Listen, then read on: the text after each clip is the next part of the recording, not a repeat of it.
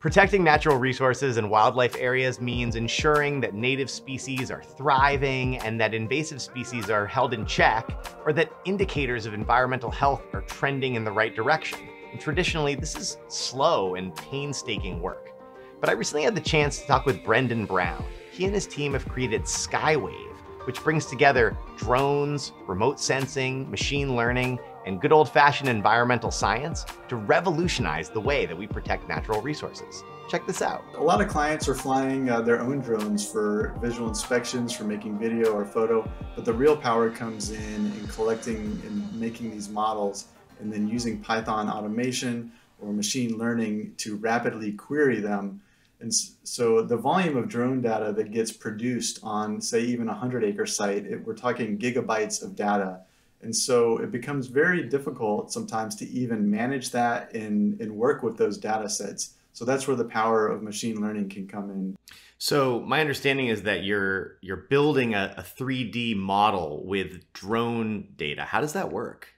Yeah, so it's a process called structure for motion. And so essentially you could think of if you had an apple sitting on your table at home and you went around and you snapped dozens of pictures from different angles walking around the table with your iPhone.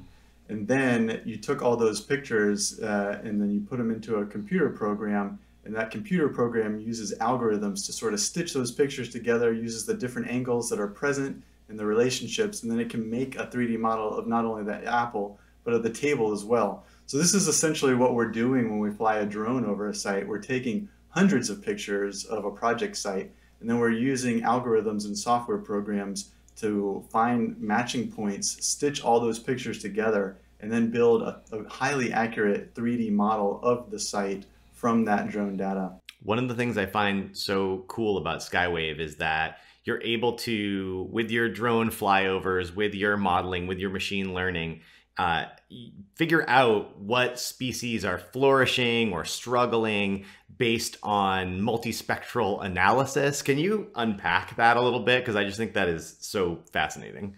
Yeah, absolutely. So, you know, this is a passive form of remote sensing where we're using the reflectance, or the sunlight is coming down, shining on these plants and the site, and then we're capturing that those returning wavelengths in our sensors. And so each plant, each species or a group of species or any land cover is going to reflect that sunlight slightly different. And then we have sensors on the drones that can collect that information. So from the blue wavelength or the red wavelength or the green wavelength, but also from infrared wavelengths and near infrared that our eye can't see.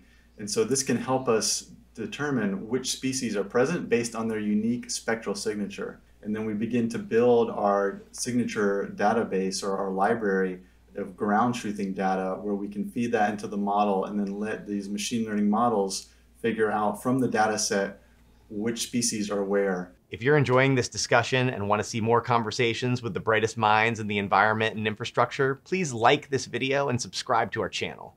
And if you want to know more about Skywave, you can find it on the web at cdmsmith.com/skywave. Okay, let's get back to it. So explain a little bit, why is this such a game changer? How is this going to power up remediation, restoration, water resources projects? So the game changer that we see is you're going to have, with the drones, total site knowledge. Every square inch, you know, the pixel resolution on these images and on these raster data sets is anywhere from 1/2 inch to 3 inches per pixel. So you're having a wealth of information. Also with the drones, with one pass, you can use multiple sensors on one drone to collect different data sets at one time.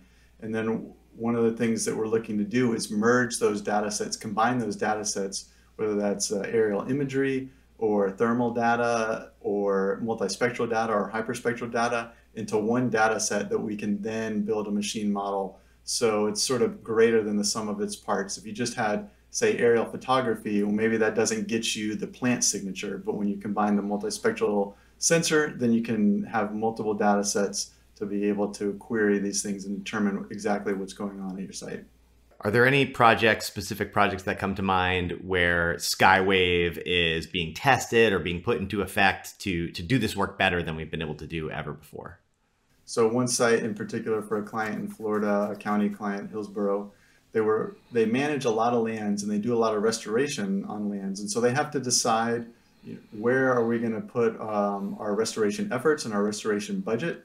And they also manage a lot of contractors who are contracted to remove exotic species to help the restoration goals and their objectives. And so this becomes very challenging to do on very large sites, especially on sites with extensive wetlands where it's really just hard for a pedestrian or a field personnel to even access the site, or it might be dangerous. It becomes hard to map and identify where these invasive species are.